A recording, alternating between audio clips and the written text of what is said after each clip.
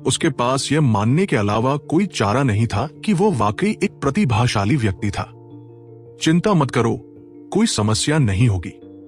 अगर मैं भी उसका भूत या भविष्य नहीं देख सकता तो वो इतनी आसानी से कैसे मर सकता है? सफेद आंखों वाले बुजुर्ग ने शांति से कहा। उसकी आंखें अभी भी बंद थी। इस क्षण अंतिम भाला प्रतिबिंब उसके भाले में विलीन हो गया। अंशुल दहाड़ा और उसका भाला अंतरिक्ष में फैल गया। अंतहीन हत्या के इरादे से उसने राघव की ओर वार किया। जैसे ही उसने ये वार किया, सभी दर्शकों को एक सिहरन सी महसूस हुई। इस अतुलनीय रूप से भयानक भाले को देखकर राघव के मन में युद्ध की भावना उमड़ पड़ी। उसने धीरे से अपनी कृपाण उठाई। उसका आध्यात्मिक युवान तुरंत 18 एक्यूपंक्चर बिंदुओं से होकर गुजरा और कृपाण ची ऊपर उठ गई। उस कृपाण के सामने सूर्य भी अपनी चमक खो बैठा। उसकी आभा ऐसी थी मानो आकाश और पृथ्वी सब पर छा गई हो। शियाओ जनजाति के सभी विशेषज्ञ भयभीत थे। सिर्फ उस कृपाण की आभा ही चौंकाने वाली नहीं थी। सबसे भयावह बात यह थी कि उसमें स्वर्ग और धरती की सीमाओं को चकनाचूर करने की इच्छा शक्ति थी।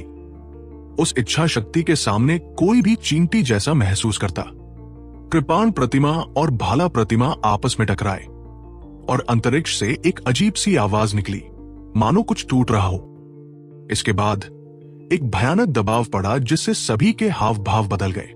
राघव और अंशुल की शक्ति पहले ही उस सीमा को पार कर चुकी थी जो अवरोध सहन कर सकता था। उनकी आभाय संरचनाओं को तोड़कर आगे बढ़ गई। कोई भी शियांटियन शिष्य सीधे इससे कुचला जा सकता था।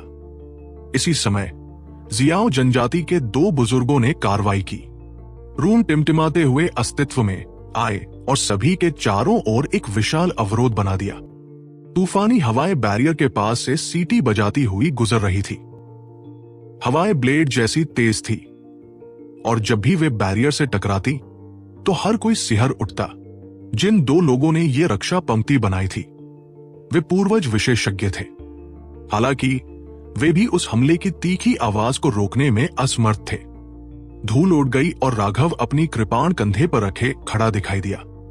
उसकी दिव्य अंगूठी अभी भी उसके पीछे थी, जिससे वह बाकी दुनिया को निहारता हुआ एक देवता सा लग रहा था। उसके सामने एक विशाल खाई थी और उस खाई के अंत में अंशुल था जो बुरी तरह रेंगता हुआ, बेतहाशा खून उगलता हुआ ऊपर की ओर बढ़ रहा था। उसका भाला पूरी तरह से नष्ट हो चुका था। हर कोई चुप था, क्योंकि उन्हें कभी उम्मीद नहीं थी कि अंशुल जैसा शक्तिशाली व्यक्ति इतनी आसानी से पराजित हो जाएगा। शुरू से ही राघव ने सिर्फ 2 चालें चली थी। पहली चाल ने अंशुल को दबा दिया था और दूसरी चाल ने उसे हरा दिया था। सब कुछ इतनी तेजी से हुआ था कि ऐसा लग रहा था जैसे शुरू ही नहीं हुआ था कि खत्म हो गया। जैसा कि अपेक्षित था, 10वें स्वर्ग चरण तक पहुंचने पर मेरा आध्यात्मिक युवान बहुत बढ़ गया है। न केवल स्वर्ग को विभाजित करने की शक्ति बढ़ गई है, बल्कि इसका उपयोग करने के बाद मुझे कुत्ते की तरह घुटने टेकने की भी जरूरत नहीं है, राघव ने सोचा। असुरा सुत्रा बॉडी आर्ट की साधना करते समय पहले 9 स्वर्ग चरणों के बीच अंतर बहुत ज्यादा नहीं थे, लेकिन 10वें स्वर्ग चरण के बाद प्रत्येक स्तर व्यावहारिक रूप से एक गुणात्मक परिवर्तन था। अभी अभी स्प्लिट द हेवेंस के दूसरे रूप का उसका प्रयोग पहले की तुलना में 2 गुना शक्तिशाली था और इसने उसकी शक्ति का केवल 40% ही उपयोग किया था। सबसे जरूरी बात यह थी कि उसने 4 स्टार बैटल आर्मर भी नहीं निकाला था। वह उस चाल को इस्तेमाल करने से पहले उसे आजमाना चाहता था, लेकिन उसने ये उम्मीद नहीं की थी कि अंशुल सिर्फ इस परीक्षण चाल से हार जाएगा। सच तो यह है कि राघव एक बात भूल गया था। उसने परीक्षण गुफा में सर्वोच्च श्रेणी के दिव्य नश्वर मोल्टिंग अमृत के 10 कटोरे से ज्यादा पी लिए थे, जिससे उसका शरीर एक दोषरहित बिंदु तक पहुंच गया था। उसकी शक्ति अनजाने में ही बहुत बढ़ गई थी। अंशुल ने 3 बार खांस कर खून उगला। इस हमले ने उसके शरीर को लगभग टुकड़े टुकड़े कर दिया था और उसकी अंदरूनी चोटें बहुत गहरी थी। लेकिन एक दिव्य प्राणी होने के नाते वो अपनी मूल ऊर्जा का त्याग करके इन चोटों को ठीक कर सकता था। हालांकि वो अपनी चोटों से तो उबर सकता था, लेकिन अपनी आध्यात्मिक युवान को इतनी जल्दी वापस नहीं पा सका। उसने अपने भीतर क्यूई सागर प्रक्षेपण को वापस लाने का अपना तुरुप का पत्ता पहले ही इस्तेमाल कर लिया था। इसलिए वो कुछ समय तक अपने क्यूई सागर के प्रकटीकरण को फिर से नहीं बुला पाया। इसके बिना राघव से लड़ने के लिए उसे किसका इस्तेमाल करना चाहिए था? इस बार अंशुल की हार निश्चित थी। उसके खिलाफ उसके पास कहने के लिए कुछ भी नहीं था। राघव की ओर देखते हुए उसने गहरी सांस ली और कहा, मैं हार गया। राघव ने सिर हिलाया। बुरा नहीं, बहाने ढूंढने या गालियां देने की बजाय तुमने हार मान ली। तुम अब भी मर्द कहला सकते हो। जब उसने ये कहा तो दूसरों को कुछ नहीं लगा, लेकिन अंशुल को अंदर से एक सिहरन सी महसूस हुई। अभी तो वह सचमुच उसे कोसने या कोई बहाना ढूंढने के बारे में सोच रहा था। फिर वह कबीले का गुस्सा भड़काएगा और उस गुस्से का इस्तेमाल राघव को मारने के लिए करेगा। लेकिन फिर राघव का शांत चेहरा देखकर उसे लगा कि यह थोड़ा डरावना है, इसलिए उसने आज्ञाकारी रूप से हार मान ली। अंशुल, तुम बहुत संकीर्ण सोच वाले हो। अगर तुम कबीले के नेता होते तो पूरा जियाओं कबीला तुम्हारे रवैये से प्रभावित होता और बाकी सभी को अपने से नीचे समझने लगते। अगर तुम एक सच्चे विशेषज्ञ होते तो बात अलग होती, क्योंकि तुम अपनी इच्छाओं की पूर्ति के लिए आसपास की सभी शक्तियों को वश में कर सकते थे। शायद तब तुम सचमुच जियाओं कबीले को अभूतपूर्व गौरव की ओर ले जा सकते। अफसोस की बात है कि तुम कभी भी एक सच्चे विशेषज्ञ नहीं बन पाओगे, क्योंकि तुम नहीं जानते कि एक सच्चा विशेषज्ञ क्या होता है। राघव ने हल्के से कहा। किसी ने कुछ नहीं कहा, यहां तक कि बुजुर्गों ने भी नहीं। सिर्फ राघव के शब्द गूंजते रहे। राघव की यह बात सुनकर कि वह कभी विशेषज्ञ नहीं बन पाएगा, अंशुल को बहुत गुस्सा आया, लेकिन उसने जल्दी से अपना गुस्सा दबा लिया। कोशर, इधर आओ, राघव ने इशारा किया। कोशर जल्दी से दौड़कर वहां पहुंचा। उसने राघव को श्रद्धा से देखा। उसकी नजर में राघव एक देवता था। अपनी आंखें बंद करो, राघव ने कहा। हालांकि उसे नहीं पता था कि वह क्या चाहता है, फिर भी कोशर ने आज्ञाकारी होकर अपनी आंखें बंद कर ली। राघव ने अपनी उंगली कोशर के माथे पर दबाई। कोशर का शरीर तुरंत अकड़ गया और पूरी तरह से गतिहीन हो गया। क्या राघव, तुमने उसे मारने की हिम्मत कैसे की? सभी ने देखा कि कोशर की आध्यात्मिक आभा पूरी तरह से गायब हो गई थी। इस दुनिया में केवल मृत लोगों के पास ही आध्यात्मिक आभा नहीं होती। जैसे ही सभी लोग राघव के खिलाफ पूरी ताकत से उतरने वाले थे, बूढ़े कबीले के नेता ने चिल्लाकर कहा, चुप रहो, बस देखते रहो। कोशर ठीक है। तभी सब रुक गए, लेकिन उन्हें अभी भी पता चला कि वे कोशर की आत्मा को महसूस नहीं कर पा रहे थे। वे हतप्रभ हुए बिना नहीं रह सके। बूढ़े कबीले के नेता के पास ज्यादा समय नहीं बचा था, लेकिन उसकी दूरदर्शिता ऐसी नहीं थी जिसकी तुलना कोई आम इंसान कर सके। वह जानता था कि राघव ने किसी खास तकनीक का इस्तेमाल करके कोशर की आत्मा को सील कर दिया था, जिससे वो लगभग मौत की हालत में पहुंच गया था। हालांकि उसे नहीं पता था कि वह क्या कर रहा है। उसे लगा कि राघव इतना मूर्ख नहीं होगा। कोई मूर्ख भी इतना मूर्ख नहीं होगा कि किसी जनजाति के सदस्य को उसकी मातृभूमि में मार डाले। राघव की हरकतों से काव्य और अनुराधा डर के मारे उछल पड़े, लेकिन उन्हें यह भी विश्वास था कि राघव कोशर को नुकसान नहीं पहुंचाएगा। कोशर निश्चल खड़ी थी। राघव की नजर जियो जनजाति के लोगों पर पड़ी। अंततः उसकी नजर बुजुर्गों पर पड़ी। कोशर अपने भीतर की ऊर्जा को जगाने में असमर्थ रहा। इसका कारण उसकी गलती नहीं, बल्कि आपकी गलती है। आप ही थे जिन्होंने अपने शिष्य को गुमराह किया। उन बुजुर्गों के चेहरे पर उदासी छा गई। यह राघव सचमुच बहुत घमंडी था। उसने उन्हें मुंह तक नहीं दिखाया। मुझे इस तरह देखने की कोई जरूरत नहीं है। मैं शायद ही कभी कुछ गलत कहती हूं, क्योंकि मुझे अपना मुंह तमाचा मारना पसंद नहीं है। राघव ने मुड़कर कोशर की तरफ देखा। शायद तुम मेरी बात मानना नहीं चाहती, फिर मैं तुम्हें ठीक से समझा दूंगी कि एक विशेषज्ञ बनने के लिए क्या जरूरी है। राघव ने अपनी उंगली को कोशर के दांतियन के चारों ओर 7 बार दबाया। बूढ़ा कबीला नेता चिल्लाए बिना नहीं रह सका। 7 सितारा समुद्री ताला। वो क्या कर रहा है? वो कोशर को उसके भीतर की ऊर्जा को सक्रिय करने में मदद कर रहा है, सफेद आंखों वाले बुजुर्ग ने कहा। लेकिन इसे सक्रिय करने के लिए पहली आवश्यकता डेंटियन को सक्रिय करना है। इसके बजाय वो कोशर के डेंटियन को क्यों सील करेगा? बूढ़े जनजाति नेता ने पूछा। कौन जानता है, लेकिन मुझे पूरा विश्वास है कि राघव निश्चित रूप से कोशर के डेंटियन के भीतर ऊर्जा को सक्रिय करने की कोशिश कर रहा है। वो किस विधि का उपयोग कर रहा है, ये कोई नहीं जानता। ये राघव बहुत अजीब है। हालांकि वह युवा है, उसका क्षेत्र भयावह रूप से ऊंचा है। उसके किसी भी पहलू में ऐसा कोई छेद नहीं है जिससे मैं उसे देख सकूं। वह एक राक्षस है। मैंने ऐसा युवक कभी नहीं देखा। सफेद आंखों वाले बुजुर्ग ने आह भरी। हेवेनाई जनजाति का सबसे मजबूत पहलू किसी व्यक्ति का आकलन करने और उसके भूत और भविष्य को देखने की उनकी क्षमता थी। कभी कभी वे कुछ जनजातियों को अपार क्षमता वाले शिष्यों को चुनने में मदद करते थे। वे व्यावहारिक रूप से कभी किसी के बारे में गलत राय नहीं बनाते थे। सफेद आंखों वाले बुजुर्ग का दर्जा अपने कबीले में खास तौर पर ऊंचा था। उसने अपने जीवन में अनगिनत लोगों का निरीक्षण किया था, लेकिन राघव के साथ उसकी एक दीवार सी टकरा गई थी। हालांकि मुझे ऐसा लगता है कि मैं थोड़ा दिखावा कर रहा हूं, फिर भी मैं आप सभी को ध्यान से देखने की सलाह देता हूं। इससे आपको अनगिनत लाभ हो सकते हैं। ऐसा कहने के बाद राघव ने अपनी आध्यात्मिक शक्ति का संचार करना शुरू कर दिया। कोशर की लगभग मृत आत्मा धीरे धीरे पुनर्जीवित होने लगी। काले बादलों ने आकाश को अंधेरे में ढक लिया है। भारी बारिश हो रही है। लाखों आक्रमणकारी अपने हाथों में खूनी तलवारें लिए जियाओ जनजाति पर टूट पड़े हैं। राघव की मधुर आवाज उनके कानों में गूंज उठी। उनके दिल कांप उठे। राघव बोलते हुए वे एक दृश्य में खो गए। शियाओ जनजाति काले बादलों से ढकी हुई थी और मूसलाधार बारिश हो रही थी। उन्हें हड्डियों को कंपा देने वाली ठंड का एहसास हो रहा था। उन्होंने अनगिनत क्रूर आक्रमणकारियों को अपनी ओर बढ़ते हुए भयावह मुस्कान के साथ देखा। वे डर गए और जल्दी से ऊपर देखा।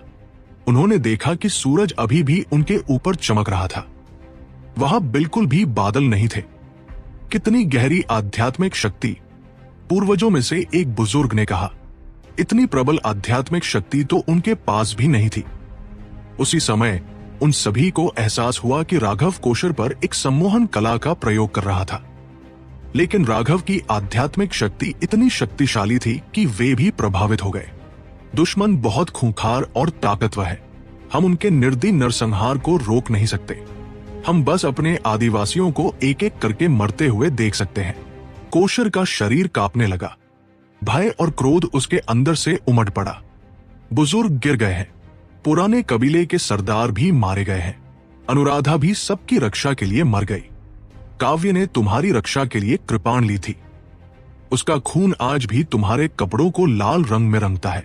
उसकी आंखें लालसा से भरी हैं।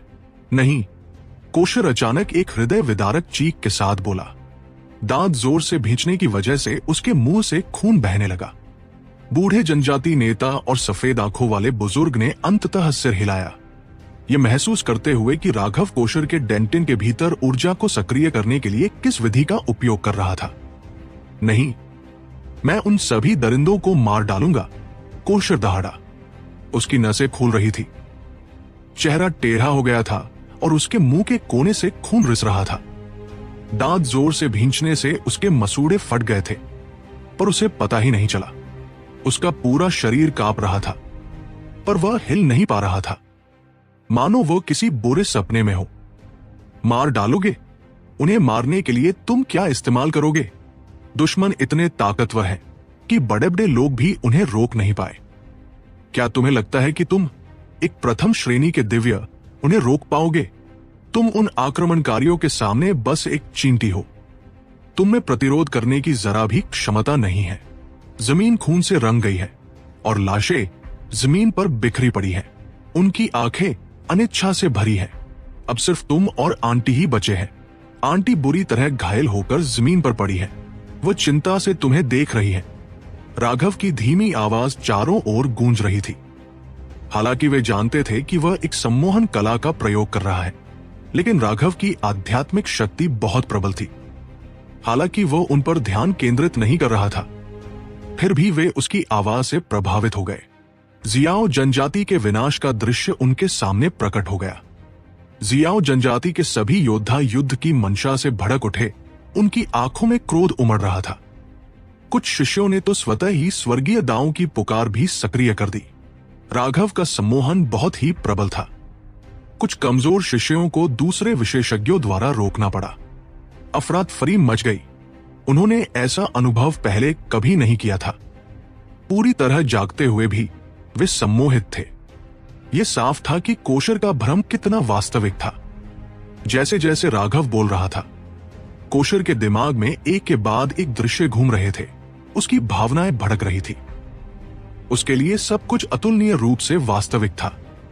यहां मत आओ, कोशर अचानक चिल्लाया। उसकी बाहें खुल गई।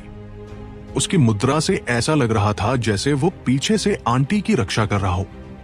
तुम अपनी तरफ से पूरी कोशिश कर रही हो, लेकिन तुम अभी भी बहुत कमजोर हो। तुम अपने दुश्मनों को हरा नहीं पा रही हो। तुम बस दुष्ट हमलावरों को आंटी के और क्री बातें देख सकती हो। कोशर को हिलते देखकर राघव की आंखें चमक उठीं। उसकी आवाज और भी धीमी हो गई। नहीं, आप आंटी को चोट नहीं पहुंचा सकते। कोशर पागलों की तरह दहाड़ा। उसकी बाहें हवा में लहरा रही थी, मानो वह दुश्मनों से लड़ रहा हो। क्या तुम और मजबूत होना चाहते हो? राघव की आवाज अचानक बदल गई। अब वह पवित्र और दिव्य लग रहा था, और बिल्कुल निर्विवाद। मैं और मजबूत होना चाहता हूं। मैं उन सबको मारना चाहता हूं। कोशर पागलों की तरह अपनी बाहें हिलाता रहा। आपके डेंटिन के भीतर एक खजाना है। अगर आप इसे खोलेंगे तो आप तुरंत मजबूत हो जाएंगे। इतने मजबूत कि इन सभी शक्तिशाली दुश्मनों को मार सके, इतने मजबूत कि अपनी चाची की रक्षा कर सके। राघव ने कहा, मैं इसे नहीं खोल सकता। मैंने 10 साल तक कोशिश की, लेकिन यह अभी भी नहीं हो रहा है।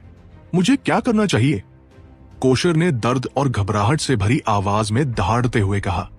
राघव ने आ भरी और बूढ़े कबीले के नेता और बुजुर्गों की तरफ देखा। उन सभी लोगों के चेहरों पर जलन महसूस हुई। पिछले 10 सालों में वे लगातार कोशर को और मजबूत बनने के लिए प्रेरित करते रहे थे। नतीजतन कोशर के भीतर एक हृदय शैतान पैदा हो गया था, और उसे अब अपने डेंटिन को खोलने की कोई उम्मीद नहीं थी।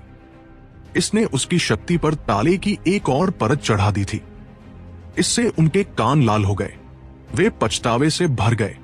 अगर वह अतिरिक्त लट न होती तो शायद कोशर अभी राघव के मार्गदर्शन से अपनी ऊर्जा जागृत कर लेता। वे खुद से बहुत ज्यादा अडियल और रूढ़िवादी होने के लिए नफरत करते थे। अगर उन्होंने राघव वाला तरीका आजमाया होता तो शायद कोशर बहुत पहले ही अपनी शक्ति जगा चुका होता। अब जब उन्हें पता चला कि कोशर इस कदम पर नाकाम हो गया है, तो उन्हें कोई गड्ढा ढूंढकर खुद को दफनाने की इच्छा हुई। राघव का पिछला उपहास गलत नहीं था, ये उनकी गलती थी। उन्होंने अपने शिष्य को गुमराह किया था। राघव को भी उम्मीद नहीं थी कि इतनी कम उम्र में कोशर का दिल इतना शैतान हो जाएगा। अब यह थोड़ा और मुश्किल था, लेकिन अब जब बात यहां तक पहुंच गई थी तो वह हार नहीं मान सकता था। तुम इसे पहले नहीं खोल पाए, लेकिन इसका मतलब यह नहीं कि अब नहीं खोल सकते। जल्दी करो, आंटी की जान तुम्हारे हाथ में है। राघव की आवाज में एक तात्कालिकता का भाव आया। उसे यह परखना था कि क्या कोशर के भीतर दबी हुई ऊर्जा मुक्त हो सकती है या नहीं। मैं आंटी को बचाना चाहता हूं। कोशर दहाड़ा। उसने अपने डेंटिन से जुड़ने की कोशिश की, लेकिन कई असफलताओं के बाद कोशर का आभा मंडल अस्त व्यस्त होने लगा। राघव, अगर ऐसा ही चलता रहा तो कोशर पागल हो जाएगी। एक बुजुर्ग ने चेतावनी दी। चुप रहो, राघव ठंडे स्वर में चिल्लाया। अगर उन्होंने कोशर को इतना शक्तिशाली दिल शैतान न दिया होता तो उसे इतना काम क्यों करना पड़ता? अगर वह सफल नहीं होता तो उसके चेहरे का क्या? बहाने ढूंढना राघव का काम नहीं था। कोशर, मैं राघव हूं। राघव ने अचानक फिर से स्वर बदल दिया। राघव, मुझे बचा लो। राघव की आवाज सुनकर कोशर बहुत खुश हुई। उसका अस्त व्यस्त आभामंडल धीरे धीरे शांत हो गया और उसके शैतानी स्वभाव के लक्षण फीके पड़ गए। मैं आपकी मदद नहीं कर सकता, केवल आप ही आपकी मदद कर सकते हैं, राघव ने कहा। लेकिन इसमें कोई शक नहीं है। क्या तुम्हें मुझ पर भरोसा है? राघव ने पूछा। हां, तो अच्छा, ध्यान से सुनो। तुम्हारे डेंटिन में अपार शक्ति है। ये अभी कसकर बंद है और इसे खोला नहीं जा सकता, लेकिन तुम्हारे सामने इतने सारे दुश्मन हैं, इसलिए तुम्हें इसे खोलना ही होगा। यही एकमात्र तरीका है जिससे तुम आंटी की रक्षा कर सकती हो। तुमने पहले इसे खोलने के जो तरीके आजमाए थे वे गलत थे। अब मैं तुम्हें सही तरीका सिखाऊंगा। अपनी आध्यात्मिक शक्ति को अपने डेंटिन में डालें। उसी विधि का उपयोग करें जिसका उपयोग आपने पहले इसे खोलने के लिए किया था, लेकिन अंतिम चरण के लिए अपने बाएं और दाएं आध्यात्मिक हाथों को बदलें। ध्यान केंद्रित करें। महसूस करें कि आपकी ऊर्जा लगातार संघनित हो रही है, संघनित हो रही है, संघनित हो रही है, जब तक कि सारी ऊर्जा आपके हाथों में न आ जाए। राघव ने कहा। बड़े बुजुर्ग दंग रह गए। उन्होंने उसे जो तरीका सिखाया था वो गलत था। निर्णायक बात तो आखिरी बात में थी। बड़े भाई राघव, यह अभी भी काम नहीं कर रहा है, कोशर ने कहा। बहुत बढ़िया कोशर, आपने अपनी ऊर्जा का 100% संघनित कर लिया है, लेकिन अपनी क्षमता को सक्रिय करने के लिए आपको 100 और 20% संघनित करने की आवश्यकता है, राघव ने कहा। 120%? यह कैसे संभव था? सब दंग रह गए। अगर तुम्हें नहीं पता कि वो ऊर्जा कहां से आती है, तो अपने पीछे आंटी की ओर देखो। वो तुम्हें चिंता से देख रही है, लेकिन प्रोत्साहन से भी। उसे अपनी नहीं, तुम्हारी जिंदगी की चिंता है। क्या तुम सचमुच उसे अपने दुश्मनों के हाथों में पड़ने देना चाहते हो? अपने गुस्से को भड़कने दो। तुम एक मर्द हो। अपना दबदबा दिखाओ। आप अपनी सबसे बड़ी शक्ति तब प्रकट कर सकते हैं जब आप उन लोगों की रक्षा करना चाहें जिनकी आप परवाह करते हैं।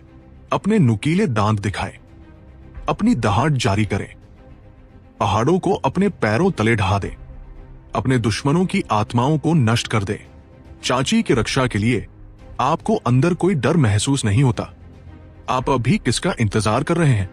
अपनी शक्ति से विस्फोट करें। मुहर खोले। राघव की आवाज तेज होती गई। उसकी गूंज आसमान और जमीन तक पहुंच गई। वह देवताओं की दहाड़ जैसी थी और वहां मौजूद हर कोई उससे प्रभावित हो गया। उनका खून खौलने लगा और उनमें युद्ध की भावना उमड़ पड़ी। सील खोलो। सबको चौंका देने वाली बात यह थी कि कोशर ने अचानक अपनी आंखें खोल दी। उसकी आंखें किसी शैतान की आंखों की तरह बिल्कुल लाल थी। उसकी दहाड़ से आसमान हिल गया। ये पूर्वजों की रक्त वंशावली का पुनरुत्थान है, बूढ़ा कबीलाई नेता कांपता हुआ शरीर लेकर बोला। कोशर के रून उससे बाहर निकल आए। वे मानो विशाल नदियां आकाश के गुंबद में उमड़ रही हों। एक भयानक दबाव उतर आया। बूढ़े जनजाति नेता के अलावा जियाओ जनजाति का हर सदस्य जमीन पर घुटनों के बल बैठ गया और उसे उत्साह से देखने लगा। राघव ने सोचा कि वे उसके प्रति आभारी हैं, लेकिन फिर उसे एहसास हुआ कि वे इस वंशानुक्रम विरासत से प्रभावित थे। 3 रंगों के रूनों ने कोशर के पीछे एक विशाल छवि बनाई। वह छवि थोड़ी धुंधली थी, इसलिए यह स्पष्ट रूप से देखना संभव नहीं था कि वह क्या थी। जनजाति आरेख। ये वास्तव में जनजाति आरेख है। बूढ़ा जनजाति नेता इतना भावुक हो गया कि उसकी बूढ़ी आंखों से आंसू बहने लगे। ज्यादा उत्साहित मत होइए, वरना आपकी उम्र कम हो जाएगी, सफेद आंखों वाले बुजुर्ग ने सलाह दी। है, कोशर तीसरे दर्जे के दिव्य प्राणी के रूप में जागृत हो गया है और उसने लंबे समय से खोए हुए जनजाति आरेख को भी पुनर्जीवित कर दिया है। अगर मैं अभी मर भी जाऊं तो भी मुझे खुशी होगी, बूढ़े जनजाति नेता ने कहा। वो अपनी उत्तेजना को दबा नहीं पा रहा था। तुम्हारे दुश्मन खत्म हो गए हैं, तुम सो सकते हो। जब तुम जागोगे तो सब कुछ अतीत में होगा और एक सपने जैसा लगेगा। जब तुम अपने सपने से जागोगे तो सब कुछ बिल्कुल सामान्य होगा। तुम पाओगे कि कबीले में हर कोई जीवित है। आंटी तुम्हारे साथ है, वे सब तुम्हारा ख्याल रख रहे हैं, राघव ने धीरे से कहा। कोशर का उग्र आभा मंडल शांत हो गया और उसने धीरे से अपनी लाल आंखें बंद कर ली। वो अनुराधा की बाहों में गिर पड़ा। राघव, आप हमारे जियाओ जनजाति के सबसे बड़े उपकारकर्ता है, कृपया इसे स्वीकार करें। अनुराधा वास्तव में राघव की ओर ऐसे ही घुटनों के बल बैठ गया। सिर्फ अनुराधा ही नहीं था, राघव यह देखकर चौंक गया कि कबीलाई नेता भी घुटनों के बल बैठा है। राघव जल्दी से आगे बढ़ा और कबीलाई नेता को ऊपर खींच लिया। तुम मेरी उम्र कम कर रहे हो, राघव ने शिकायत की। सच तो यह है कि उसे इस तरह का शिष्टाचार बिल्कुल पसंद नहीं था। माता पिता और स्वर्ग पृथ्वी के अलावा तुम किसी और के आगे कैसे झुक सकते हो? बूढ़े कबीले के नेता ने राघव के इरादे भांप लिए और कहा, हमें घुटने टेक कर अपना आभार व्यक्त करना चाहिए। तुम्हें पता भी नहीं है कि तुमने हमारे जियाओं कबीले के लिए कितना कुछ किया है। तुम्हें यह आभार स्वीकार करना ही होगा। नहीं, आप सभी को उठ जाना चाहिए। मैं सिर्फ अपने माता पिता के आगे घुटने टेकता हूं। जहां तक स्वर्ग और पृथ्वी की बात है, चलो उस बारे में बात नहीं करते। कोशर ठीक है और मैं भी बहुत व्यस्त हूं। सच कहूं तो मुझे तत्काल प्राचीन पथ और मूल्यवान क्षेत्रों का विस्तृत नक्शा चाहिए। राघव हंसा। उसने पाया कि उसका चेहरा दिन ब दिन मोटा होता जा रहा था। उसने जरा भी शर्मिंदगी महसूस किए बिना सीधे ही फायदे मांग लिए। हाँ, सिर्फ एक नक्शा हमारे जियाओं जनजाति का आभार कैसे व्यक्त कर सकता है? राघव, कुछ दिन रुको ताकि हम तुम्हारा सही ढंग से धन्यवाद कर सके, बूढ़े जनजाति नेता ने हंसते हुए कहा। उसने पाया कि उसका चेहरा दिन ब दिन मोटा होता जा रहा था। उसने जरा भी शर्मिंदगी महसूस किए बिना सीधे ही फायदे मांग लिए। हाँ, सिर्फ एक नक्शा हमारे जियाओं जनजाति का आभार कैसे व्यक्त कर सकता है? राघव, कुछ दिन रुको ताकि हम तुम्हारा सही ढंग से धन्यवाद कर सके, बूढ़े जनजाति नेता ने हंसते हुए कहा। राघव पीछे रह गया। जियाओं जनजाति के लोग उसके प्रति जो कृतज्ञता महसूस कर रहे थे, उसे शब्दों में बयां नहीं किया जा सकता था। यहां तक कि अंशुल ने भी सम्मानपूर्वक राघव के पास आकर माफी मांगी थी।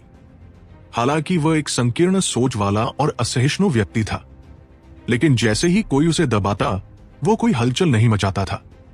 इसके अलावा वो अभी भी जियाओं जनजाति का सदस्य था। जनजाति का गौरव ही उसका गौरव था। शायद भविष्य में वो कोशर का एक योग्य अधीनस्थ बन जाए। इसके बाद जियाओं जनजाति में जश्न का माहौल छा गया। राघव को यह जानकर आश्चर्य हुआ कि जियाओं जनजाति में अचानक इतनी सारी महिलाएं और बच्चे आ गए। काव्य ने राघव को बताया कि हर बार जब अमर पथ खुलता है तो वे अपने कुछ लोगों को वापस भेज देते हैं और केवल शक्तिशाली लोगों को पीछे छोड़ देते हैं। उन्हें अब वापस बुलाया गया है क्योंकि कोशर तीसरे दर्जे के दिव्य प्राणी के रूप में जागृत हो गए हैं, ताकि वे सभी जश्न मना सके। अगले दिन कोशर उठा। वह तरोताजा और दीप्तिमान लग रहा था। अब वह पहले जैसा कमजोर और कमजोर नहीं लग रहा था। उसकी नजर भी तेज हो गई थी और उसमें थोड़ा सा दबंगपन भी था। जैसे ही कोशर बाहर आया, एक 30 साल की महिला भी उसके पीछे पीछे आई। वो वही थी जिसे कोशर आंटी कहता था और जिसे वो अपनी मां जैसा मानता था। उसने अपनी आत्मा के दर्द को अस्थायी रूप से दबाने के लिए 7 सितारा लाल मकड़ी लिली अमृत का उपयोग पहले ही कर लिया था और इस प्रकार वो अपनी अर्धचेतन अवस्था से जाग गई थी। जब उसे पता चला कि कोशर के साथ क्या हुआ था, तो वो अपना आभार व्यक्त करने के लिए उसके साथ बाहर आई थी। आप बहुत विनम्र हैं, आंटी। ये सब कोशर की बदौलत है और उसकी आलोचना मत करो। वो अब एक इंसान है, अपने कामों की जिम्मेदारी खुद उठाने में सक्षम। राघव मुस्कुराया। ये सच है चाची। बड़े भाई राघव ने कहा है कि मैं एक आदमी हूं, इसलिए आपको मुझे अब और डांटने की जरूरत नहीं है, कोशर ने आगे कहा। जब आंटी को पहली बार पता चला कि कोशर ने उनका दर्द दूर करने के लिए अपनी जान जोखिम में डाली है, तो उन्हें खुशी भी हुई और गुस्सा भी आया। पहले तो उन्होंने कोशर को बुरी तरह डांटा, लेकिन फिर उनका व्यवहार नरम पड़ गया। चाची, आप फाउंडेशन फोर्जिंग पर हमला करने में विफल रहीं, लेकिन आपका अमर मंच अभी भी वहां है। मैं आपके लिए कुछ गोलियों को परिष्कृत करूंगा जिससे आप सीधे फाउंडेशन फोर्जिंग तक पहुंच सकेंगी, राघव ने कहा। सचमुच? क्या तुम कीमिया जानते हो? आंटी ने पूछा। थोड़ा सा, राघव हंसा। ये बहुत बढ़िया है। हमारे जियाओं कबीले को एक और पूर्वज स्तर का विशेषज्ञ मिलेगा, कोशर ने उत्साह से कहा। हालांकि चूंकि आप अपनी असफलता की भरपाई के लिए औषधीय ऊर्जा पर निर्भर रहेंगे, इसलिए आपकी शक्ति उन लोगों की तुलना में थोड़ी कम होगी जो बिना किसी त्रुटि के आगे बढ़े हैं। इसके अलावा फाउंडेशन फोर्जिंग क्षेत्र अन्य क्षेत्रों से अलग है। एक बार कोई दोष आ जाए तो उसे ठीक नहीं किया जा सकता।